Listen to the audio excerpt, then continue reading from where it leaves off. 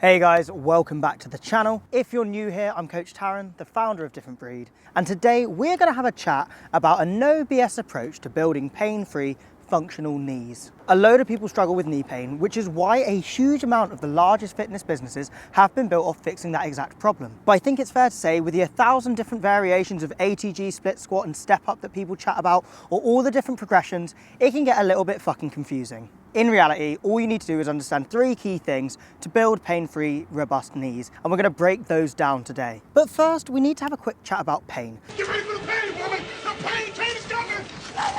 Because pain is a pretty weird thing, and in recent years we're finding more and more evidence that it's not a very accurate diagnosis of structural damage, and in fact it's actually pretty inaccurate. There have even been studies that have found full thickness rotator cuff tears are asymptomatic 65% of the time. Now stand aside, worthy adversary. 'Tis but a scratch. A scratch? Your arm's off. No, it isn't. Which is insane when you think about it. So when we're trying to fix pain, it's really important we understand that there's not always a physical problem to fix. Sometimes it can be neurological or psychological, even social. And this is known as a biopsychosocial model of pain, which is slowly being adopted by trainers and physios all around. It is really worth looking into if you don't know a lot about it, so have a Google after you watch this video. So when we try and reduce pain, we need to understand the cause isn't always physical. It can be neurological, psychological, and social. With this in mind, we want to focus on building knee function when we're trying to reduce pain, as that gives us the best chance of tackling whatever the source of the pain may be.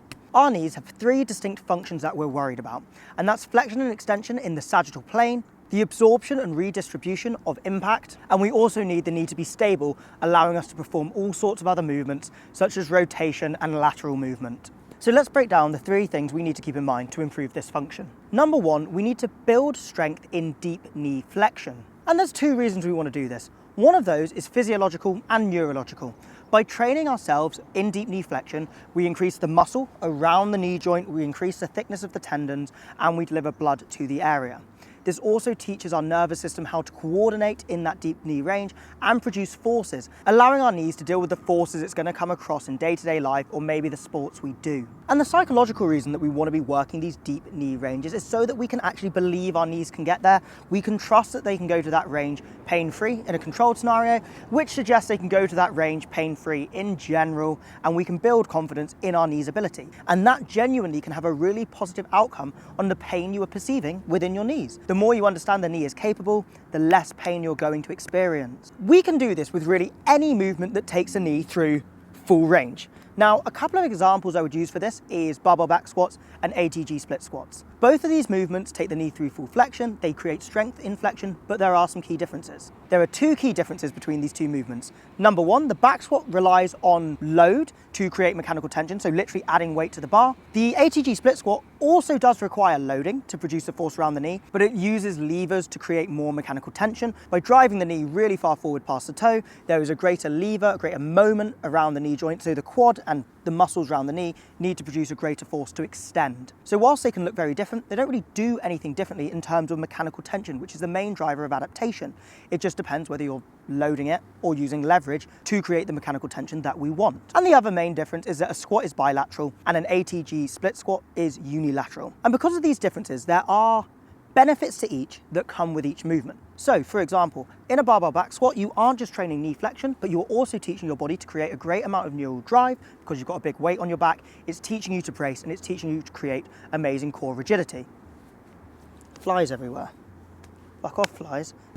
Fuck off, fly. Now, an ATG split squat requires more mobility of the hip flex on the back leg, so you get a really nice stretch when you do this. It's also going to stretch your ankles because you're driving the knee so far forward, and it's going to help your stability because it's unilateral. So whilst they both do the same thing in terms of strengthening the knee, their additional benefits are a little bit different. And that's why we actually want to be using multiple variations of movements to train our knees. We want to do some bilateral that are heavy. We want to do some unilateral that are not so heavy, that, implement leverage, challenge our balance and improve our mobility. One isn't better than the other. We simply want to use both tools to get the benefits of each. And I should say, you can use any movements that are similar to these to get similar benefits for the knee. So, you may be doing pistol squats instead of an ATG split squat. You might be doing Zercher squats instead of a back squat. Fundamentally though, you just need to be taking your knee through full range. And remember that full range is relative to the ability you're at. Deep knee flexion for you may be doing a box squat. It might be doing a full ATG pause squat. you need to select the exercise progression based on where your knee function is at. If your knee function's pretty poor, reduce that range a little bit and build it up over time. Number 2, you need to regularly expose yourself to impact. Impact is essential for knee health, but not just high impact. We actually want repeated moderate impact, such as running or plyometric work. Repeated impact provides a great stimulus for your tendons and ligaments. It increases their thickness, it improves their strength, and it teaches them how to absorb and redirect forces through their elastic properties. This trains your tendons and ligaments to have a capacity capable of dealing with anything that life throws at it. On top of this, movements like running and plyometrics happen at a fast pace, providing a significant challenge to your nervous system to coordinate these movements, which in turn increases the stability within your knees as your body gets better at coordinating that joint under different circumstances, different forces, and different paces. Now, if that wasn't enough reason to regularly expose yourself to impact, it also helps lubricate the knee joint and keep your cartilage healthy. What?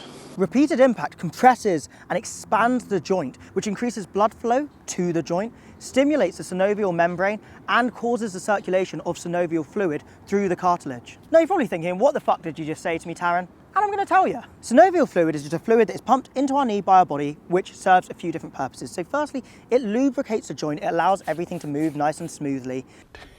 Yeah, boy. It also helps absorb impact through the knee and distribute that. But on top of this, it delivers all the nutrients and removes all the waste product from our cartilage. Cartilage is avascular, but it still gets nutrients delivered to the body through the synovial fluid. When we have impact, it squeezes the cartilage, which squeezes all the fluid out of it, a bit like a sponge. As it expands, all that fluid is drawn back into the cartilage, which provides nutrients and takes away waste products each time it does that. Yes, science! So we need this impact to essentially get fluid moving through our cartilage, feeding it, allowing it to repair and allowing it to maintain itself healthily. The synovial membrane is the part of our body that secretes the synovial fluid, and this has a very important role within the knee because it's the barrier between the blood and the synovial fluid that the cartilage needs to get its nutrients. So by repeatedly doing impact, this stimulates the production of synovial fluid by the synovial membrane. And with the increased blood flow, the synovial membrane is able to uptake more nutrients to produce better quality synovial fluid, and it's also able to remove more waste product from the synovial fluid in the knee and pass it back to the bloodstream for processing in the body and obviously getting rid of. So essentially, impact allows your knees to function better through both physiological and neurological changes, which will mean your knee is healthier, functions better, and has a greater longevity due to the fact it's getting the nutrients it needs. Oh my God! Wow! And it's important to remember, just like knee flexion, what counts as impact depends on your ability. If you're 60, you're a little bit overweight and you've never trained, then walking is probably going to be enough impact for your knees. And over time, you build up that impact as you train. If you're someone like myself, I'm 25, I train very regularly, I do a lot of power work, repeated impact can look a bit more intense and still be at a relatively moderate intensity. The main thing isn't how hard that impact is compared to other people, it's is it a moderate impact for you and are you doing it repeatedly? And number 3 is lifestyle. At the end of the day, if your lifestyle's shit, your body is probably gonna fucking hurt and it ain't gonna operate that well. It's Cockney Day, ain't it? There's 3 big things we want to think about with our lifestyle: nutrition, recovery, and then mental health. First, you need to have good nutrition. We've mentioned that we're supplying nutrients to our knees, and we know that the body needs to repair damage and it needs to adapt to improve over time. All of the building blocks that our body uses to do that comes from our diet. If your diet is poor, your body simply isn't going to have the resources to build robust, pain-free knees, and it will tell you that by being sore. So you may be doing everything else right. If your diet's shit, you might have problems with your knees. That is something you need to take care of. We've got recovery, and that includes sleep and kind of what you're doing day to day. Sleep is really important because that is when the body does most of its adaptation and repairs most damage. So if your sleep's really poor and you're doing loads of impact on the knee, or maybe you're lifting and your body simply can't recover, it's gonna start hurting to be like, hey dude, you need to chill. I can't recover from this. And you may get painful knees, even if you're doing everything else right. And on top of that, it's important within our recovery, do some mobility work and things like that, because knee pain can happen just from having really tight muscles around the knee. If you've got terrible mobility and it's really tense here, bending it, you're gonna feel horrific stretching here and it's gonna really hurt. Just like if you've got no hamstrings and you do this, it hurts. And that can be a cause of knee pain in and of itself. So it's really important with our recovery, we give the body the opportunity to recover and build robust, strong knees, able to deal with the training we're putting on it. And it's also important we take care of our mobility and our overall function of our body so we don't get too much pain in the knee caused by that. There's a wasp near my camera now.